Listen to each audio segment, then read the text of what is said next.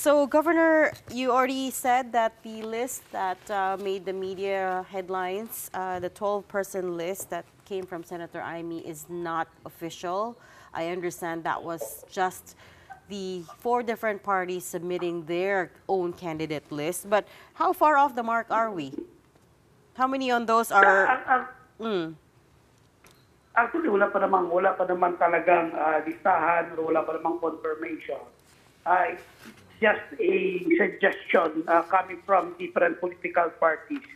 But the Alyansang Bagong Pilipinas has not yet decided kung talagang yun na yung ang lalabas. Ang nangyari, talagang pinag-uusapan pa. Yun pa lang ang kauna-unahang meeting ng Alyansa. That was August 19 at may mga kasunod pa mga meetings. Meron na rin kami binigay na mga guidelines at the same time yung mga deadlines ng submission ng mga nalistahan by September 15. So, ng mga incumbent leaders natin from different positions, yun na muna ang una. Wala pang desisyon at pag magkakaroon ng desisyon, kailangan pa rin ng confirmation ng ating mahal na Pangulo. So, does that mean your deadline to come up with the final list for the Senate is September 15? Hindi naman. May mga kinukuha lang tayong listahan na mga incumbent leaders na nanggaling pa sa different positions ng mga different political parties. Yun lang muna yung deadline natin by September 15. Pero yung list ng mga senatoriables, mga ano pa yan, mga October pa yan, before filing of candidacy. So kumbaga, Governor, by the time mag-filing sa COMELEC, doon na lang namin malalaman talaga yung final na listahan ng Alyansa ng Bagong Pilipinas. Alyansa para sa Bagong Pilipinas. Yes po. Actually, baka nga before filing, magpapalabas na. Pero definitely sa ngayon, wala pa talagang ipapalabas dahil wala pa namang pinag-uusapan. It's a private meeting na kung saan may pag-usap-usap at nataka nga kami lumabas yung mga ganitong listahan na wala namang final na listahan. Nag-uusap-usap na naman yung mga political party leaders natin. Okay, napag-usapan niyo ba, Gov, kung paano kayo pipili ng kandidato? Napakadami kasi at malalaking mga partido ang kasama sa alyansa or sa koalisyon ninyo ng PFP. Andiyan na yung Nationalista, Lakas, NUP. Malalaking partido po. Paano po yung magiging proseso ng pagpili ng mga kandidato para po makabuo ng senatorial slate? Yeah, meron tayong steering committee. May mga representative from different political parties at yun silang una mag-uusap-usap at i-evaluate yung mga kandidato bago isasubmit doon sa kabuuan at bago isasubmit naman sa ating mahal na Pangulo. How many members on the steering committee, Gov? Sa ngayon, 5 political parties natin, PFP, NP, Lakas, NUP, and NPC. Yun ang nag-uusap-usap at every party meron tayong representative. Governor, base po sa listahan na napakita nga po earlier, based on Senator Amy Marcos, si former Senator Manny Pacquiao pa lang ang nag-confirm na tatakbo po siya, ang frontrunner na si Erwin Tulfo, based sa mga poll, sabi niya, pinag-iisipan pa daw po niya. Governor, would you know sino po ba ang mga sure na natatakbo in next year's midterm elections? Sa ngayon, wala pa talaga at hindi pa rin namin nakausap yung mga napag-usapan ng mga pangalan. Kailangan pa rin i-discuss yan. At sa ngayon, ang nasa listahan na doon, pero hindi naman nag-confirm na tatakbo. Ang PFP lang talaga na sa ngayon, si Benora Abalos, si Secretary. Pero hindi pa naman confirm kung tatakbo ba naman siya or hindi. Pero nag-uusap-usap pa naman kung sino ang tatakbo talaga. At kailangan talaga na well-represented yung mga different political parties. Ganito na lang, Governor. Sigurado ba na magiging 12 ang masasama sa slate? Kahit na hindi pa tayo sure kung sino sila, can we Kumbaga, can we count on the ruling coalition to field a full slate? Sana. Baka nga susubra, kaya nga baka sobra yung listahan, kaya pag-uusapan ko sino talaga yung kukunin. So, gano'n. Sana nga, makumpleto natin. Hoping. Actually, yeah. Oh my. Actually, I think that's going to be more your problem because, as you pointed out, you're a coalition of some of the largest parties in the Philippines. So my question to you is, isn't it more challenging trying to get consensus with all these many parties involved? And we last interviewed you, by the way, in May. In that last interview, you said sana by August you have a full Senate slate na, but now you're pushing it off to October. So what are the challenges there? Actually, napakaganda naman. Nung last meeting namin, submissive naman ang lahat ng political parties kung ano talaga ang desisyon ng lahat, kabuuan.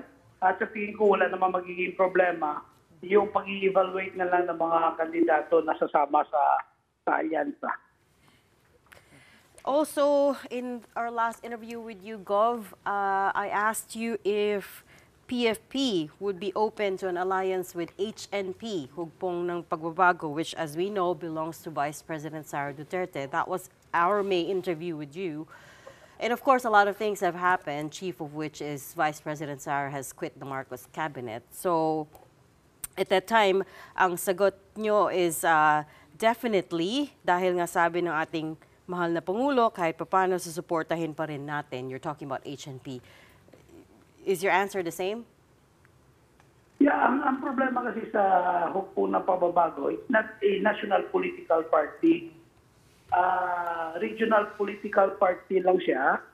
At kung mayroon magkakaroon ng alliance, yung alliance namin sa regional level, not in the national level. Dahil hindi naman registered ang Hugpong ng Pagbabago as a national political party. So there have been no talks with them? Sa ngayon, wala talaga. Okay. And Wala pa pag-uusap. Okay, and you are still open to an alliance with HNP? Lahat naman ay talagang welcome kung talagang gusto. No? Pero alam naman natin, yung partido natin, as long na magkakaroon ng common goal, wala naman tayong problema dyan. Kasi yun naman talaga ang direksyon ng ating mahal na Pangulo. Kailangan pagkain talaga lahat para sa direksyon na meron tayo. Dahil mas madali natin ipapakita sa ating mga kababayan ang pagkakaisa kung tayo mismo ng mga political parties and leaders ay nagkakaisa. Governor, last Monday, nagkaroon po kayo ng meeting in Malacanang.